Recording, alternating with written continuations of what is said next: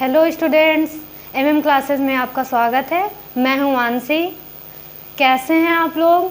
I hope आप सभी अच्छे होंगे। और आपकी पढ़ाई कैसी चल रही है? सही चलनी चाहिए। अगर नहीं चल रही है तो आप शुरू कर दीजिए, ठीक है।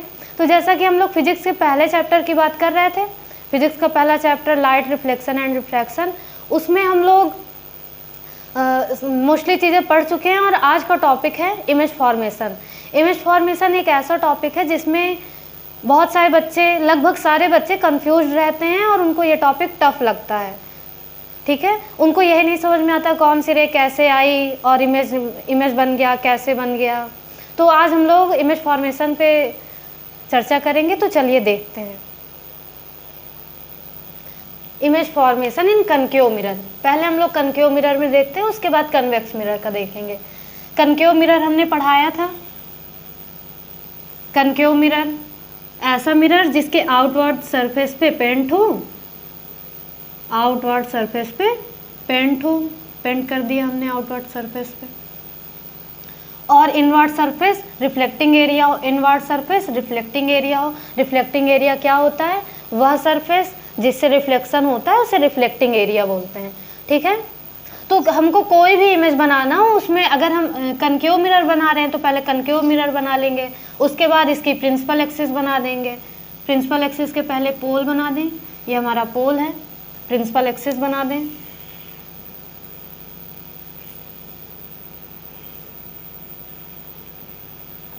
ये हमारी प्रिंसिपल एक्सिस है, ठीक है। प्रिंसिपल एक्सिस क्या है? पोल से जाने वाली लाइन को प्रिंसिपल एक्सिस कहते हैं। फिर हमारा होता है centre of curvature. Centre of curvature क्या है, पोल क्या है, फोकस क्या है, ये सब हम लोग पिछले वीडियो में पढ़ चुके हैं। जिसने ये वीडियो नहीं देखी वो जाके देख ले, उसके बाद ही इसको पढ़े। ये सेंटर ऑफ कर्वेचर है। सेंटर ऑफ कर्वेचर और पोल के बीच में फोकस होता है, ये हमारा फोकस है। फोकस को हम एफ से इंडिकेट करते हैं। ये हमारा क्या है? Centre of curvature, centre of curvature.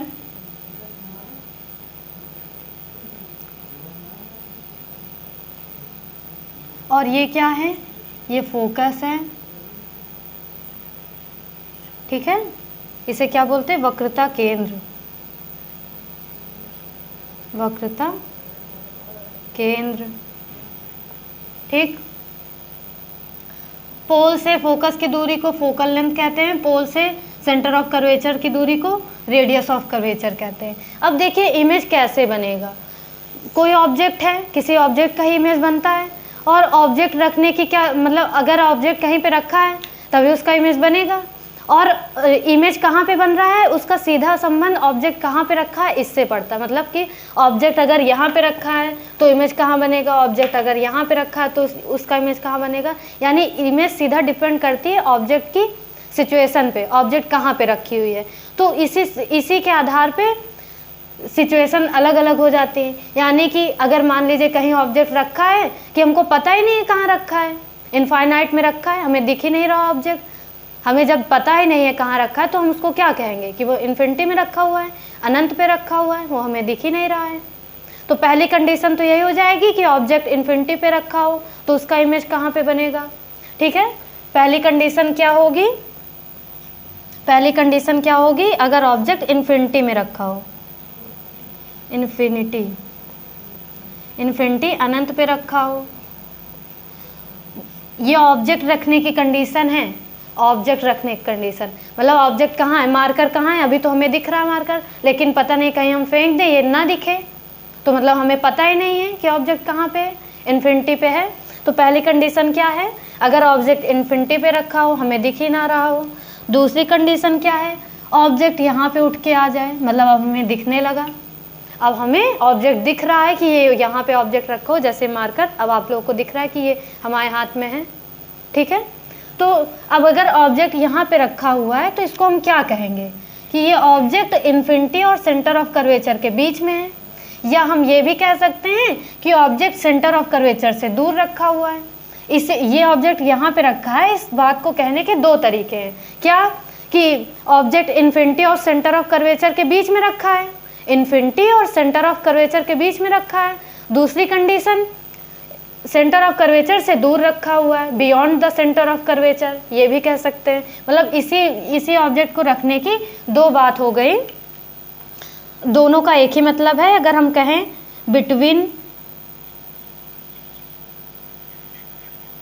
Between infinity and centre of curvature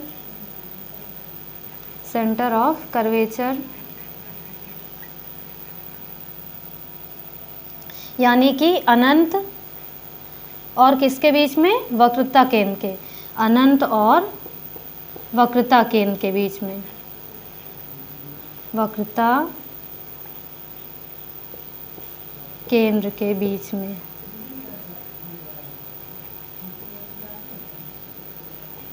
अनंत और वक्रता केंद्र के बीच में रखा हो, या इसी बात को हम कहते हैं, इसी बात को क्या कहते हैं कि वक्रता केंद्र से बाहर रखा हो, वक्रता केंद्र से बाहर, वक्रता केंद्र से बाहर, वक्रता केंद्र से बाहर यानी कि beyond the centre of curvature, beyond the centre of curvature, beyond the centre of curvature यानी कि पहली कंडीशन क्या, इनफाइनाइट में रखी हो, ऑब्जेक्ट कहीं पे रखा हो, हमें पता ही ना हो ऑब्जेक्ट कहाँ रखा है। दूसरा कंडीशन, ऑब्जेक्ट हमें दिखने लगा हो, यानी कि वो सेंटर ऑफ कर्वेचर और इनफाइनाइट के बीच में रखा है, या इसी बात को हम कहते हैं सेंटर ऑफ कर्वेचर से दूर। अब सेंटर ऑफ कर्वेचर और इनफाइनाइट के बीच का मतलब ये है कि ऑब्जेक्ट चाहे यहाँ पे रखा हो, चाहे यहाँ पे रखा हो, चाहे यहाँ पे रखा हो, चाहे यहाँ पे रखा हो, चाहे यहाँ पे रखा हो, सेंटर ऑफ कर्वेचर से दूर होना चाहिए। ठीक है, दूसरी कंडीशन सेंटर ऑफ कर्वेचर से दूर होनी चाहिए, कहीं पे भी हो सकती है। ठीक, इतनी बात समझ में आई। दूसरी कंडीशन तो ये हो गई। तीसरी कंडीशन क्या है, तीसरी कंडीशन क्या है, तीसरी कंडीशन है हमारी, अगर ऑब्जेक्ट यहाँ पे रखा है तो इसका मतलब ये बियॉन्ड द सी है, बियॉन्ड द वक्रता केंद्र से दूर। और अगर अब सेंटर ऑफ कर्वेचर पे ही आ जाए, वक्रता केंद्र पे ही आ जाए, तो ये हमारी तीसरी कंडीशन बन जाती है। अगर at centre of curvature, at centre of curvature beyond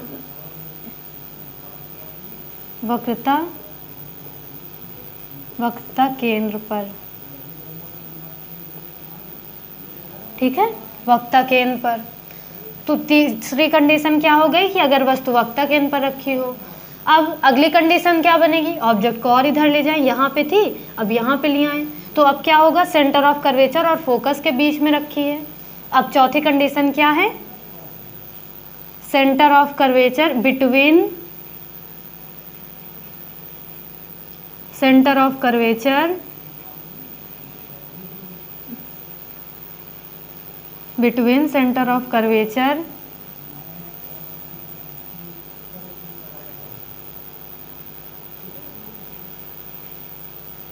between center of curvature and focus, between center of curvature and focus, focus और वक्रता केंद्र के बीच में, वक्रता केंद्र और सेंटर ऑफ वक्रता केंद्र और फोकस दूरी के बीच में, चाहे यहाँ हो, चाहे यहाँ हो, चाहे यहाँ, चाहे यहाँ, यहाँ से किसी भी कंडीशन पे हो सकती है वस्तु। ठीक है, पांचवी कंडीशन क्या होगी आप बताइए। अब यहाँ तक अगर है तो ये इन दोनों के बीच में ही रहेगी। अब अगर फोकस पे ही आ जाए, अब अगर फोकस पे ही आ जाए, मान लीजिए फोकस पे आ गई, तो पांचवी कंडीशन हमारी बन जाएगी at focus, at focus, focus पर, फोकस पर। छठवीं कंडीशन क्या बनेगी, फोकस पर। अब छठवीं कंडीशन क्या बनेगी, आपको समझ में आ रहा होगा, फोकस और ध्रुव के बीच में आ जाए, यहाँ पे आए, चाहे यहाँ पे, चाहे यहाँ पे, चाहे यहाँ पे, ध्रुव से बाहर ही होनी चाहिए। ठीक है। छठवीं कंडीशन क्या, बिटवीन फोकस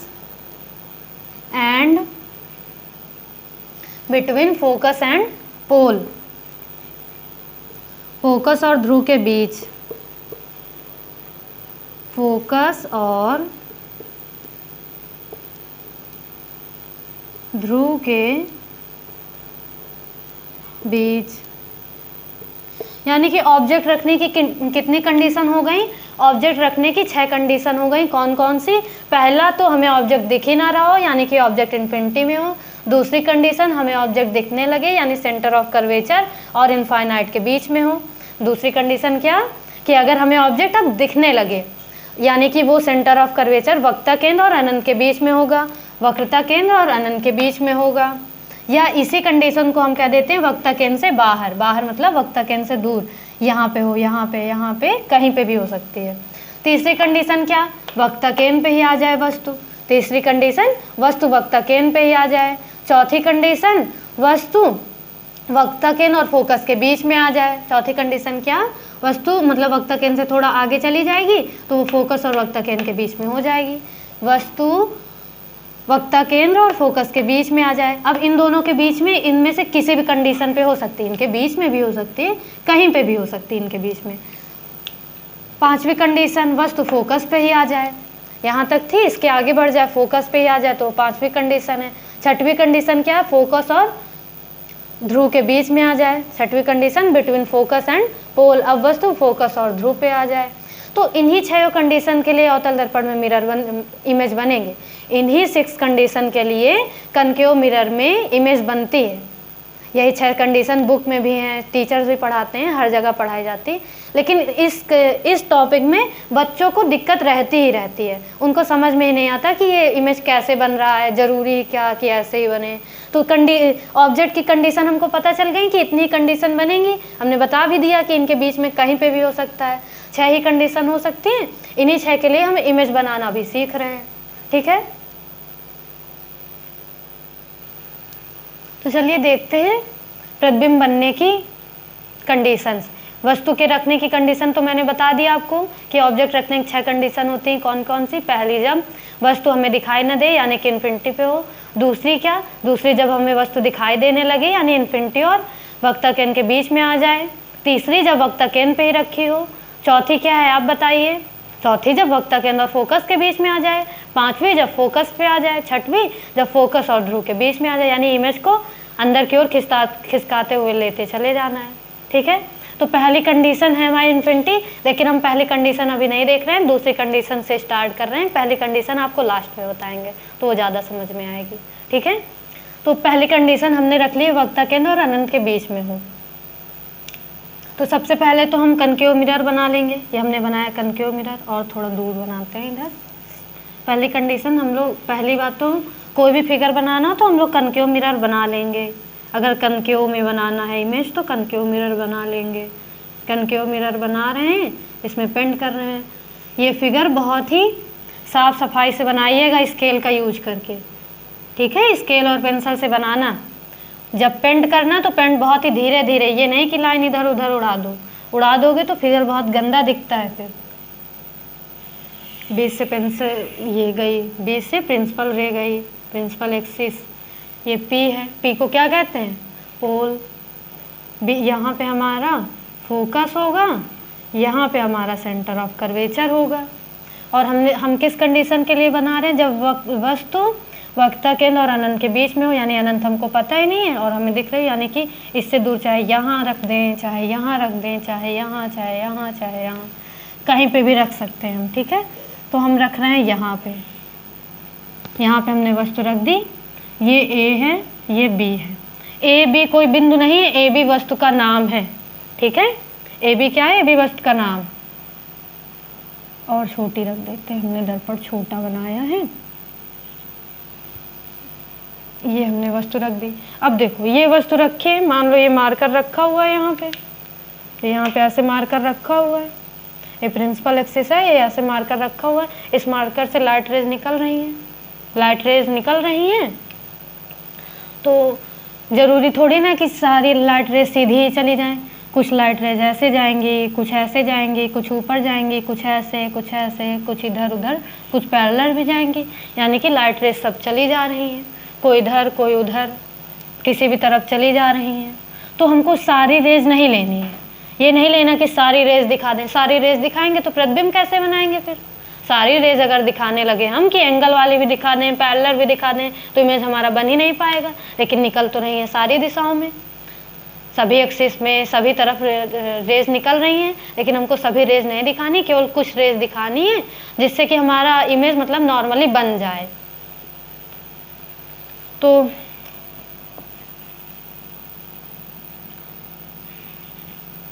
हम एक रे ले लेते हैं जो पैरेलल जा रही हो, ये पैरेलल का मतलब समांतर जा रही हो, और एक रे ले लेंगे जो एंगल में जा रही हो। दो रे ले लेते हैं, एक जो पैरेलल जा रही हो, दूसरी जो एंगल में जा रही हो। अच्छा, हमने इमेज की डेफिनेशन क्या बताई थी? इमेज क्या है? इमेज की डेफिनेशन हम पढ़ा चुके हैं।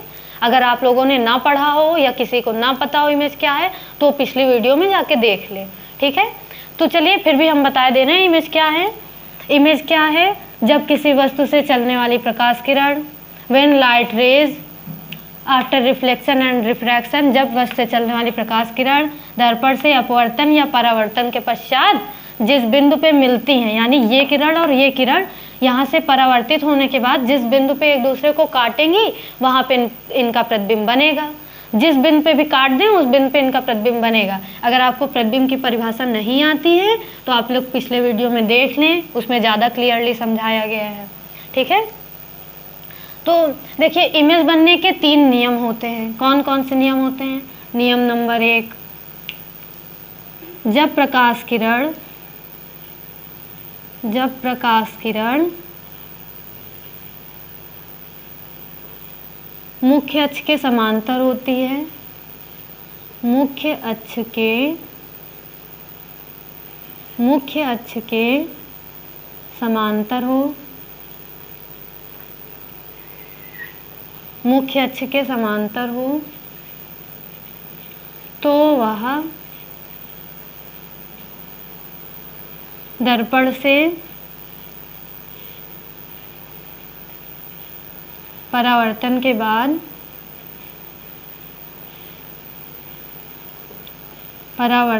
बाद फोकस से निकलती है, फोकस से जाती है। When light ray parallel to principal axis, जब लाइट रे प्रिंसिपल एक्सिस के पैरेलल हो, ये प्रिंसिपल एक्सिस है, इसके पैरेलल है ये लाइट रे, तो वही कहा मैंने, जब लाइट रे प्रिंसिपल एक्सिस के पैरेलल हो तो वो मिरर से रिफ्लेक्शन के बाद फोकस से होकर गुजरती है। तो ऐसे थोड़ा आप लोग स्केल से बनाइए तो एकदम सही बनेगा, ठीक है। ये हमारी लाइट रे पैरेलल तो गई नहीं, टेढ़ी हो गई है। जब लाइट रे प्रिंसिपल एक्सिस के पैरेलल हो तो वो फोकस से होके गुजरती है, ऐसे। जब लाइट रे प्रिंसिपल एक्सिस के पैरेलल हो तो वो फोकस से होके गुजरती है, ये रूल नंबर 1 है। जब प्रकाश किरण मुख्य अक्ष के समांतर हो तो वह दर्पण से परावर्तन के बाद यहाँ पे आई, यहाँ से टकराई, टकरा के वापस गई, हमने परावर्तन का नियम में पढ़ा था। तो दर्पण से परावर्तन हुआ, परावर्तन के बाद मुख्य फोकस से जाती है। जब प्रकाश किरण मुख्य अक्ष के समांतर हो तो वह दर्पण से परावर्तन के बाद फोकस से होकर गुजरती है। When light ray parallel to principal axis, after reflection it returns in focus. After reflection it returns in focus. जब लाइट रे प्रिंसिपल एक्सिस के पैरेलल हो तो वो फोकस से रिटर्न होती है रिफ्लेक्शन के बाद, ठीक है। इतनी बात समझ में आई। और दूसरा नियम इसी का उल्टा है। दूसरा नियम क्या है? अगर लाइट रे फोकस से जाए तो वो प्रिंसिपल एक्सिस के पैरेलल हो जाती। क्या कहा मैंने? अगर लाइट रे फोकस से जाए तो वह प्रिंसिपल एक्सिस के पैरेलल हो जाती है। आप लोग पैरेलल लाइन पेन स्केल की और पेंसिल की सहायता से खींचेंगे, हाथ से ना खींचना, तो ज़्यादा क्लियर फिगर बनेगा। नियम नंबर 2 हमने क्या बताया, जब लाइट रे फोकस से होकर जाए तो वो रिफ्लेक्शन के बाद मुख्य अक्ष के पैरेलल हो जाती है, प्रिंसिपल एक्सिस के पैरेलल हो जाती है। इसी को लिख लो, जब प्रकाश किरण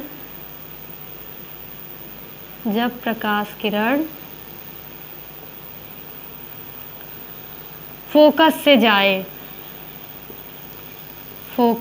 जाए तो वह परावर्तन के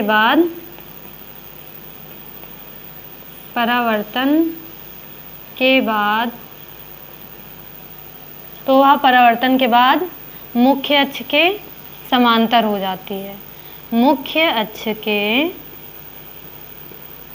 समांतर हो जाती है, समांतर हो जाती है। दो नियम हमने कौन कौन से बताए। पहला नियम, अगर लाइट रे प्रिंसिपल एक्सिस के पैरेलल है तो वह फोकस से जाती है, अगर लाइट रे फोकस से गई है तो प्रिंसिपल एक्सिस के पैरेलल हो जाती है। इस बात में किसी को कोई दिक्कत नहीं होनी चाहिए। तीसरा नंबर, अगर लाइट रे सेंटर ऑफ कर्वेचर से आए, अगर लाइट रे सेंटर ऑफ कर्वेचर से जाए, ऐसे अगर लाइट रे सेंटर ऑफ कर्वेचर की तरफ जा रही है तो वहाँ से रिफ्लेक्ट हुई, रिफ्लेक्ट के बाद इसी लाइन में वापस लौट गई, मतलब जैसे आई थी वैसे ही चली गई, जिस रास्ते से आई उसी रास्ते से चली गई। बहुत सीधी लड़की है ये, ठीक है, जिस रास्ते से आई है उसी रास्ते से चली गई है। ये सब नहीं है, ये इस रास्ते से आई है इस रास्ते से जा रही है, ये इस रास्ते से आई है इस रास्ते से चली गई, लेकिन सेंटर ऑफ कर्वेचर वाली बहुत सीधी है, जिस रास्ते से आई है उसी रास्ते से चली गई है। तो सेंटर ऑफ कर्वेचर के लिए क्या लिखेंगे हम, अगर प्रकाश किरण, यदि प्रकाश किरण वक्रता केंद्र से आए, वक्रता केंद्र से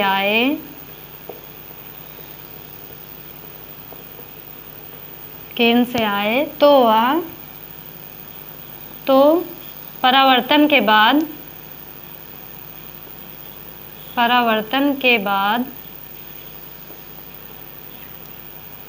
वक्रता केंद्र से ही वापस चली जाती है, वक्रता केंद्र से ही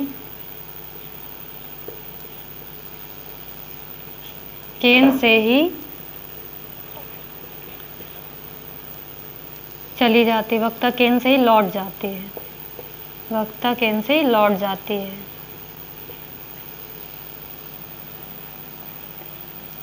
तो नियम नंबर 3 हमने क्या बताया, अगर प्रकाश किरण वक्रता केंद्र से आई है तो वक्रता केंद्र से ही चली जाएगी। पहला नियम, अगर कोई प्रकाश किरण मुख्य अक्ष के समांतर है तो वह दर्पण से परावर्तन के बाद मुख्य फोकस से जाती है। अगर प्रकाश किरण वक्रता केंद्र से गई, अगर प्रकाश किरण मुख्य फोकस से गई तो अब परावर्तन के बाद मुख्य अक्ष के समांतर हो जाती है। अगर प्रकाश किरण वक्रता केंद्र से गई तो वक्रता केंद्र से ही चली जाती है। ये 3 कंडीशन है प्रतिबिंब बनने के। इतनी बात समझ में आई, ठीक है।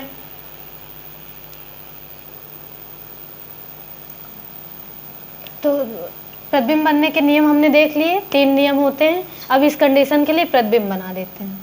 अभी हम आपको नियम बताए हैं, वो नियम अलग आप लिख लेंगे या समझ लेंगे, अच्छे से लिखे तो होंगे ही सभी के कॉपी में। यहाँ हमने कनकेव मिरर बना दिया। कोई भी फिगर बनाना हो, इतना काम तो हमको करना ही है कि मिरर बनाना है, उसके बाद पोल, फोकस, सेंटर ऑफ कर्वेचर, इतना काम आंख बंद करके कर देना, चाहे जो फिगर बनाना हो। उसके बाद ऑब्जेक्ट रख दें सेंटर ऑफ कर्वेचर और इनफाइनाइट के बीच में। हमने नियम नंबर 1 क्या बताया था, अगर कोई प्रकाश किरण इसके पैरेलल जा रही है तो फोकस से होकर जाती है। अगर प्रकाश किरण इसके पैरेलल जा रही है तो वो फोकस से होकर गुजरती है। इधर की ओर जा रही है तो ऐसे एरो, टकराई इधर की ओर आ गई तो ऐसे एरो, ठीक है। एरो समझ में आया कैसे बनते हैं। इधर की ओर लाइट रे जा रही है, इधर जा रही है तो एरो इधर की ओर, टकराई, टकरा के इधर आई तो एरो इधर की ओर। ठीक है। दूसरा नियम क्या बताया था? अगर लाइट रे फोकस से जा रही है तो इसके पैरेलल हो जाती है। लाइट रे फोकस से जा रही है तो इसके पैरेलल हो जाती है। ऐसे जा रही थी इधर की ओर, यहाँ से टकराई, टकरा के ऐसे चली गई, टकरा के ऐसे चली गई। और हमने इमेज की डिफिनीशन क्या बताई थी? जब प्रकाश किरणें रिफ्लेक्शन या रिफ्रैक्शन के बाद जहाँ पे एक दूसरे को काटती हैं, यहाँ पे काट रही है, लेकिन ये परावर्तन होने के बाद नहीं काट रही हैं। ये यहाँ से जा रही थी ना, अभी तो ये परावर्तित ही नहीं हुई, ये वाली तो हो गई परावर्तित, पर ये वाली परावर्तित नहीं हुई, तो ये कटान बिंदु नहीं लेंगे। क्यों नहीं लेंगे? क्योंकि हमको रिफ्लेक्शन के बाद वाला कटान बिंदु चाहिए, मतलब इसका भी रिफ्लेक्शन हो जाए और इसका भी रिफ्लेक्शन हो जाए। इसका रिफ्लेक्शन तो हो गया, बट इसका रिफ्लेक्शन नहीं हुआ है। इसका रिफ्लेक्शन हुआ है इस रे में, यानी कि ये रे और ये रे, ये वाली रे और ये वाली रे यहाँ पे काट रहे हैं। इस बिंदु पे इस बिंदु का प्रतिबिंब बनेगा, ए बिंदु का यहाँ पे प्रतिबिंब बनेगा, ये ए है। ठीक है। इसको ऊपर सीधा मिला देंगे, ये बन जाएगा ए डैश, ये बन जाएगा बी डैश, यानी कि ये ए बी वस्तु थी, इसकी image A dash B dash यहाँ पे बनी। ये ए बी वस्तु थी, इसकी image A dash B dash यहाँ पे बन गई। ये बात समझने में कोई दिक्कत तो नहीं है। अब देखिए, इमेज बन गया हमारा, ये ऑब्जेक्ट है, ऑब्जेक्ट का इमेज यहाँ पे बन गया। अब हमको बताना है ऑब्जेक्ट कैसा बना, कहाँ पे बना, ऑब्जेक्ट कैसा बना है और कहाँ पे बना है। बताइए, अच्छा ऑब्जेक्ट कहाँ पे बना है? ऑब्जेक्ट हमको कहाँ पे दिख रहा है? सेंटर ऑफ कर्वेचर और फोकस के बीच में दिख रहा है। कैसा बना है?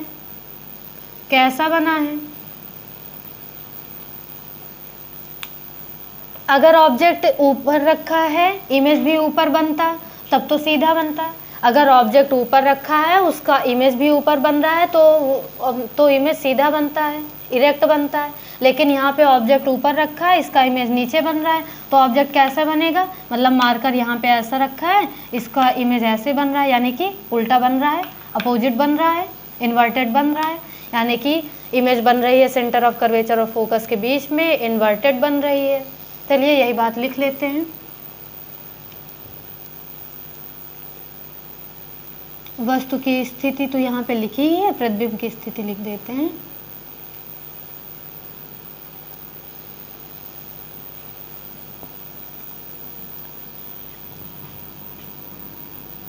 प्रतिबिंब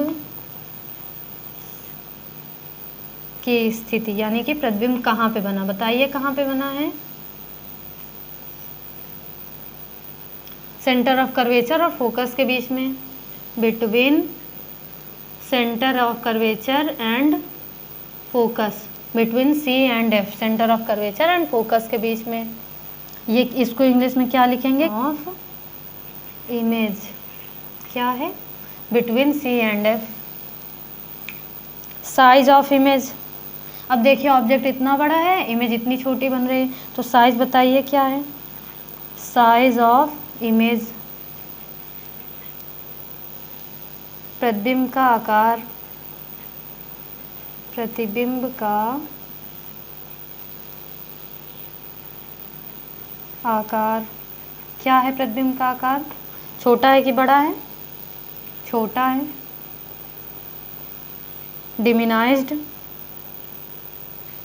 प्रतिबिंब का आकार क्या है? छोटा, डिमिनाइज्ड। ठीक, डिमिनाइज्ड है। सीधा है कि उल्टा है? नेचर, नेचर ऑफ इमेज, सीधा है कि उल्टा है? बताइए, उल्टा है, उल्टा है, इसे हम बोलते हैं इन्वर्टेड, इन्वर्टेड, इन्वर्टेड। यानी कि ऑब्जेक्ट अगर सेंटर ऑफ कर्वेचर से दूर रखी हो, beyond the centre of curvature हो, तो उसकी इमेज सेंटर ऑफ कर्वेचर और फोकस के बीच में होती है। अगर वस्तु वक्ता केंद्र और अनंत के बीच में रखी हो, तो उसका प्रतिबिंब वक्ता केंद्र और फोकस के बीच में बनता है। वस्तु से छोटा बनता है, उल्टा बनता है, यही कंडीशन है, यही इमेज बनने के तरीके हैं कि अगर वस्तु वक्ता केंद्र और फोकस के बीच में, अगर वस्तु वक्ता केंद्र से बाहर रखी हो तो उसका प्रतिबिंब वक्ता केंद्र और फोकस के बीच में बनेगा, छोटा बनेगा। अगर ऊपर बन रहा होता तो सीधे बनता, नीचे बन रहा है तो उल्टा बनेगा। और एक चीज़ और छूट गई, ये बताइए रियल बनेगा कि वर्चुअल बनेगा। इमेज की डिफिनेशन जब हमने बताई थी तो उसमें बताया था इमेज दो प्रकार का होता है, एक रियल एक वर्चुअल। रियल इमेज जहाँ पे लाइट रे रियल में एक दूसरे को कट करती है, वर्चुअल इमेज जहाँ पे हमको अपीयर होती हैं कट करते हुए, रियल में नहीं कट करते हैं। तो यहाँ पे तो रियल में ही कट कर रही हैं, अपीयर तो हो नहीं रही। तो यहाँ पे कैसा इमेज बनेगा? रियल बनेगा। कैसा इमेज बनेगा? रियल। यानी फर्स्ट कंडीशन के लिए ये बातें हो गई। उसके बाद सेकंड कंडीशन क्या थी? अब ऑब्जेक्ट और इधर, अब ऑब्जेक्ट चाहे यहाँ हो चाहे यहाँ चाहे यहाँ चाहे यहाँ, इसका इमेज इन दोनों के बीच में ही बनेगा, इधर और खिसकता हुआ चला जाएगा। दूसरी कंडीशन हमने क्या बताई थी? अब अगर ऑब्जेक्ट सी पे ही आ जाए, वक्ता केंद्र पे ही हो, at centre of curvature, at centre of curvature. अब अगर सेंटर ऑफ कर्वेचर वक्ता केंद्र पे ही हो तो इसके लिए क्या करेंगे? इसके लिए भी हम कुछ नहीं करेंगे, चुपचाप अवतल दर्पण बना लेंगे। तो बना लीजिए अवतल दर्पण, कनकेव मिरर बना लीजिए, बना लिए। ये हो गया हमारा कनकेव मिरर। ये थोड़ा ऊपर चली गई और इसको नीचे से लाते हैं।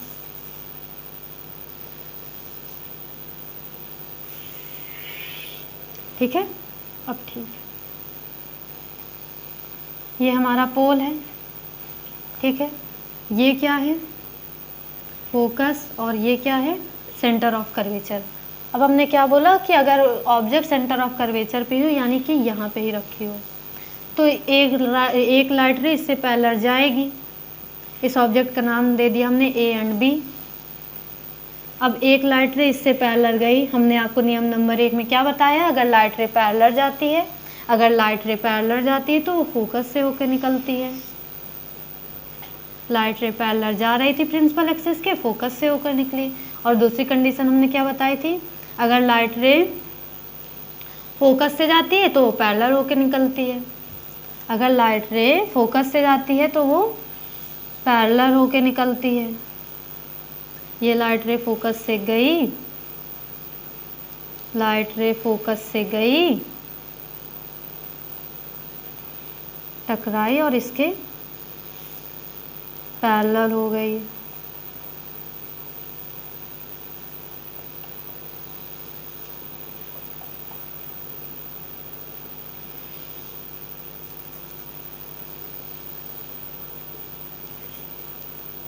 आप लोग स्केल की हेल्प से बनाएं फिगर तो एकदम क्लियर बनेगा। अरे ये तो टेढ़ी हुई जा रही है, लगता है इसमें भी स्केल लेके बनाना पड़ेगा। ठीक है, बताओ, सीधी लाइन भी नहीं खींच रही। ये स्केल से बनाइएगा आप लोग।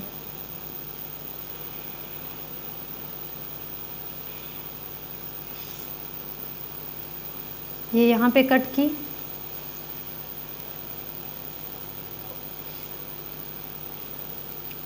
ये हमारा कनकेव मिरर था। ये लाइट रे पैरेलल गई, से फोकस से होकर निकली। ये लाइट रे फोकस से गई, इसके पैरेलल हो गई। तो यहाँ पे एक दूसरे को कट की, यहीं पे इसका इमेज बनेगा। ये कहाँ पे कट की? सेंटर ऑफ कर्वेचर पे कट की, यानी कि ये ए बिंदु का प्रतिबिंब है, ए, और ये बी डैश, यहाँ पे बी था। यानी ए बी का इमेज कहाँ पे बन गया? ए बी का इमेज बन गया, ए बी सी पे रखी हुई थी, इसका इमेज भी सी पे बन गया। तो यही कंडीशन हम इसकी लिख देंगे। इमेज कहाँ पे बनी? At the C, position of image यहाँ पे लिख दें ऊपर, पोजीशन ऑफ इमेज। इमेज कहाँ पे बन रही है? सी पे, एट सी, या वक्रता केंद्र पे। वक्ता केंद्र पे कैसी बन रही है? इन्वर्टेड बन रही है। कैसी बन रही है? इन्वर्टेड। और कैसी बन रही है? सीधी बन रही है कि उल्टी बन रही है? सीधी बन रही है कि उल्टी बन रही है? इन्वर्टेड बन रही है। इन्वर्टेड मतलब उल्टा। रियल बन रही है कि वर्चुअल बन रही है? अब रियल में एक दूसरे को कट कर रही है तो रियल ही बनेगी। रियल हिंदी में बोलते हैं वास्तविक। कहाँ पे बन रही है? सेंटर पे बन रही है। कैसी बन रही है? इन्वर्टेड बन रही है। रियल बन रही है। अच्छा, छोटी बन रही है कि बड़ी बन रही है? बराबर बन रही है। सेम साइज, जितना बड़ा ऑब्जेक्ट है उतना ही बड़ा इमेज है। सेम साइज यानी कि बराबर। दो कंडीशन जान ली हमने। अगर वस्तु वक्ता केंद्र से बाहर रखी हो तो उसका प्रतिबिंब वक्ता केंद्र और फोकस के बीच में बनता है। अगर वस्तु वक्ता केंद्र पे रखी हो तो उसका प्रतिबिंब वक्ता केंद्र पे भी बनता है। वास्तविक बनता है, उल्टा बनता है, और इसमें बराबर बनता है, इसमें छोटा बनता है। इसमें हमको छोटा दिख रहा है, इसमें बराबर भी दिख रहा है। तो अगर वस्तु वक्ता केंद्र से बाहर रखी हो तो उनका प्रतिबिंब इनके बीच में बनता है। किसके बीच में? वक्ता केंद्र और फोकस के बीच में। अगर वक्ता केंद्र पे ही हो तो वक्ता केंद्र पे ही बनता है। और अवतल दर्पण पे हमेशा वास्तविक प्रतिबिंब बनता है, केवल लास्ट कंडीशन में आभासी प्रतिबिंब बनता है। हमेशा वास्तविक प्रतिबिंब ही बनता है कनकेव मिरर में। कनकेव मिरर में हमेशा रियल इमेज बनती है। केवल एक कंडीशन ऐसी होती है जो लास्ट में हम पढ़ेंगे, जिसमें ऑब्जेक्ट फोकस और पोल के बीच में रखी हो, उसमें वर्चुअल इमेज बनता है। ठीक है।